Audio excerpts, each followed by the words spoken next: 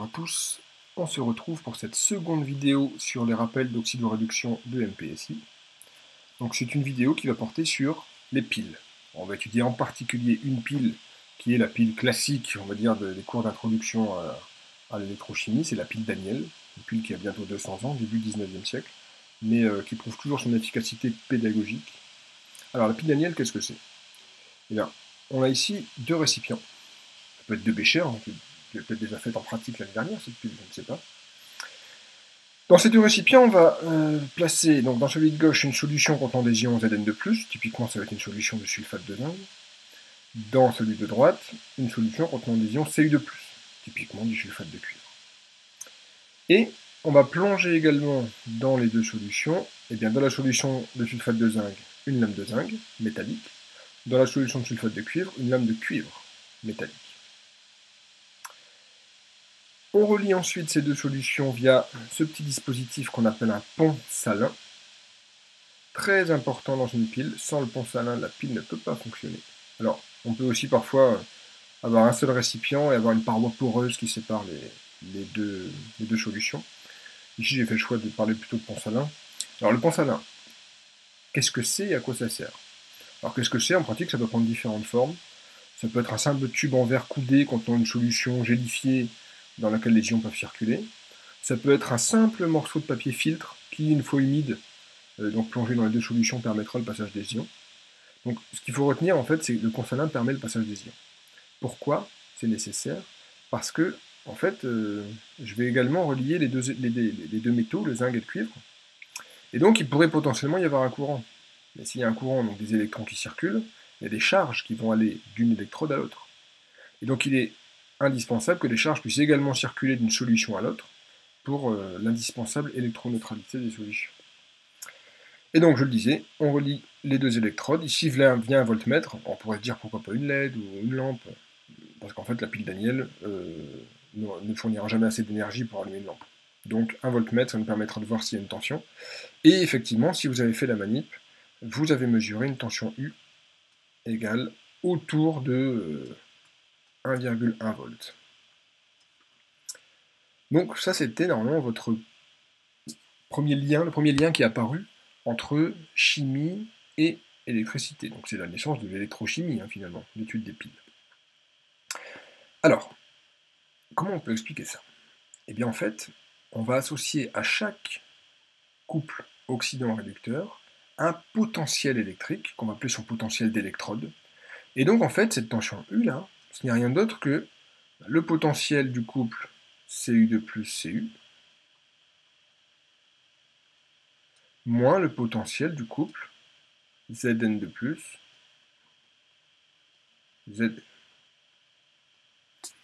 Alors, ici, vu qu'on mesure U positif égale 1,1 volt, on peut supposer que le potentiel du couple Cu2+, sera forcément plus grand que celui du couple Zn2 plus Zn, ce qu'on verra tout à l'heure quand on va parler des valeurs tabulées.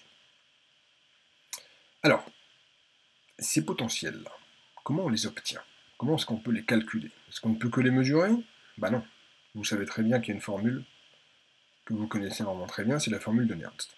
Alors, cette formule de Nernst, avant de l'écrire, on va s'intéresser justement à un des deux couples en particulier, par exemple le couple Cu2 plus Cu. On écrit la demi-équation. La demi-équation, on va l'écrire avec le réducteur à gauche et l'oxydant à droite. Bon, ici, c'est très facile. Il n'y a pas de H+, il n'y a pas de H2O, c'est simplement un échange d'électrons. Eh bien, la formule de Nernst nous dit que le potentiel de ce couple, ça va être son potentiel standard, donc c'est une grandeur tabulée, qui vous sera toujours fournie. Alors, on verra que on peut la retrouver par exemple dans un diagramme potentiel pH, plus RT sur NF, alors on va comprendre après, RT vous voyez bien ce que c'est, mais NF on va en parler un petit peu, fois ln de quoi? Simplement du quotient réactionnel de cette demi-équation. Évidemment sans prendre en compte les électrons. Donc ici en fait, QR c'est très simple, ça va être activité de Cu2+, sur activité de Cu, Cu étant un solide, il reste l'activité de Cu de plus. Et donc, dans le cadre des solutions diluées, qui est le cadre dans lequel nous travaillons systématiquement, on a ceci. Et donc voilà, j'ai l'expression du potentiel via la formule de Nernst. Du potentiel d'électrode, de l'électrode de cuivre, et par extension, on a tendance à parler simplement du potentiel d'oxydoréduction du couple Cu de plus, Cu. On pourrait faire pareil sur Zn. Zn de plus, Zn, égale E0 de Zn de plus Zn, attention de plus, là, plus RT sur NF, ln de QR, alors je ne vais même pas m'embêter à mettre QR, directement, bah, je sais que c'est, parce que la demi-équation ressemble très fort, ça va être Zn égale Zn de plus 2 électrons, donc ln de concentration de Zn de plus sur C0. On rappelle que le C0 ici c'est une concentration arbitrairement fixée à 1 mol par litre.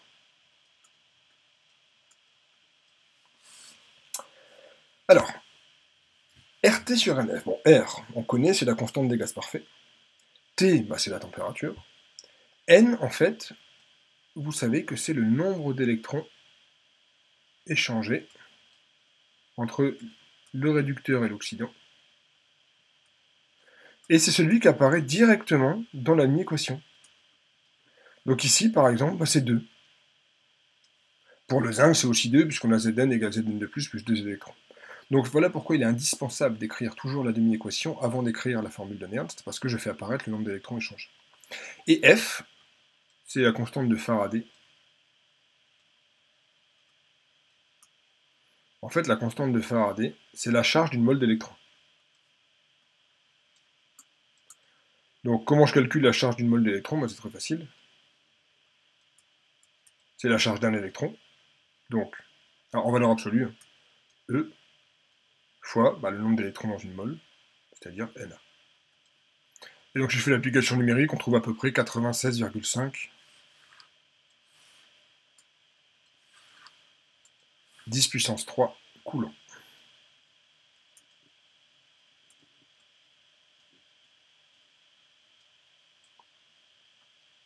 Alors, cette formule-là, évidemment, il faut la connaître, même si en réalité, c'est pas celle-ci qu'on utilise le plus. On va numéroter pour que ce soit bien clair. Voilà, j'arrive ici. Parce que ça va intervenir un log népérien, cette formule. Or, en chimie, on a tendance beaucoup plus facilement à utiliser le log décimal. Et donc, le RT sur F fois un log népérien, on le fait passer en log décimal, donc via un facteur ln de 10, et on retient en général que E, c'est E0, plus 0,059, ou simplement parfois 0,06, sur N, fois log, cette fois, du quotient de réaction de la demi-équation. Alors ça, évidemment, c'est pas toujours vrai, puisqu'on voit qu'il y a une dépendance avec la température. Autant R et F sont des constantes de la physique, autant T ne l'est pas. Mais ceci est vrai à 25 degrés, qui est la température à laquelle on travaille en général lorsqu'on étudie des réactions d'oxydoréduction. Donc vous pouvez retenir cette formule-là, même si, je le répète, il faut quand même avoir à l'esprit celle avec le log népérien et le RT sur LF. On ne sait jamais. Et N, c'est toujours le même, c'est le nombre d'électrons qui intervient dans la demi-équation d'oxydoréduction. Alors, une fois qu'on a vu ça, on pourrait se dire, tiens, est-ce que je ne peux pas avoir accès simplement au potentiel d'une électrode? La réponse est non, parce que je ne peux mesurer qu'une tension, donc une différence de potentiel entre deux électrodes. C'est un peu dommage, parce qu'on pourrait se dire, si je suis capable de mesurer le potentiel d'une électrode, si je connais par exemple ici l'activité des constituants de l'électrode, je suis capable normalement de remonter à E0, ce qui est intéressant pour créer des tables, finalement. En fait, j'ai dit non, mais en fait, on peut. Il suffit d'avoir une électrode dont on connaît parfaitement le potentiel. Auquel cas, je mets cette électrode d'un côté de ma pile et l'électrode dont je cherche à mesurer le potentiel de l'autre côté, je mesure la tension et puis c'est réglé. Eh bien, il y a deux électrodes de référence que vous devez connaître.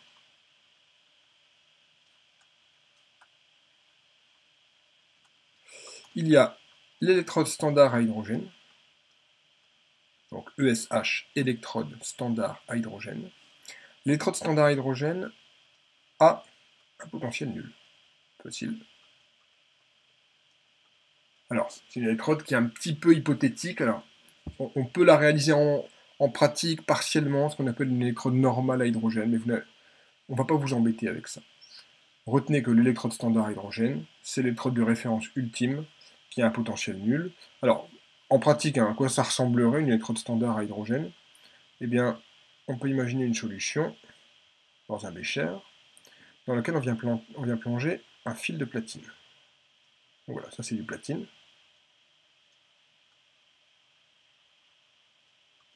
Et en fait, ce fil de platine, on le plonge dans une solution qui a pH égale 0.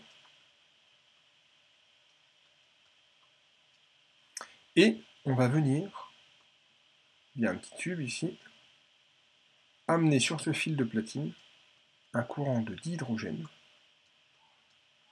à une pression de 1 bar. Alors, il faut que ce soit rigoureusement pH égale 0, rigoureusement 1 bar. Dans l'idéal, il faudrait aussi que le dihydrogène se comporte exactement comme un gaz parfait. Donc vous comprenez bien que c'est une électrode qui est hypothétique, même si on peut s'en rapprocher. Donc je dessine des petites bulles qui sont issues du H2 qui est un gaz. Et donc cette électrode a un potentiel nul. Donc si je mets cette électrode en face d'une autre électrode dont je cherche le potentiel, je mesure la tension entre les deux, et je peux donc mesurer le potentiel de cette électrode inconnue. Deuxième électrode de référence, c'est l'électrode au calomel saturé, ECS, là je vais vous l'écrire, parce que c'est un mot moins commun quand même que hydrogène, électrode au calomel saturé. Alors, je ne vais pas vous représenter complètement l'électrode, c'est un petit peu complexe. Allez voir sur internet, vous verrez des beaux schémas en coupe de cette électrode. Juste le principe, très simplement. L'électrode au calomel saturé fait appel au couple Hg2Cl2, c'est ça qu'on appelle le calomel, Hg, qui sont en fait, dans les conditions normales de température et de pression, des solides. Donc quand j'écris la demi-équation d'oxydoréduction, ça va me donner quoi? Ça va me donner donc d'un côté Hg2Cl2, de l'autre côté Hg. Donc il me faut 2 Hg pour équilibrer. Et puis il me faut 2 Cl-. AQ. Et donc, ici j'aurai 2 électrons. Qu'est-ce qu'on constate dans cette demi-équation? Il n'y a qu'une seule espèce dont l'activité ne soit pas égale à 1, c'est les ions Cl-. Et donc si je m'arrange pour que la concentration de l'ion Cl- soit constante, eh bien j'ai fixé le potentiel de mon électrode. C'est ce qu'on fait en saturant la solution. En fait, on la sature en cristaux de KCl. Et donc on est certain que la concentration en Cl- sera constante. J'ai mis tellement de solide que tout ne peut pas se dissoudre, on a atteint la limite de solubilité. Et à une certaine température, on le verra quand on reparlera de précipitation, si j'ai atteint la limite de solubilité, je connais parfaitement la concentration en Cl-. Donc si ça c'est connu, eh bien je connais parfaitement le potentiel de cette électrode. On arrête là pour la notion de pile, et on va se resservir de la formule de Nernst et donc de la notion de potentiel pour parler de réaction d'oxydoréduction dans les prochaines vidéos.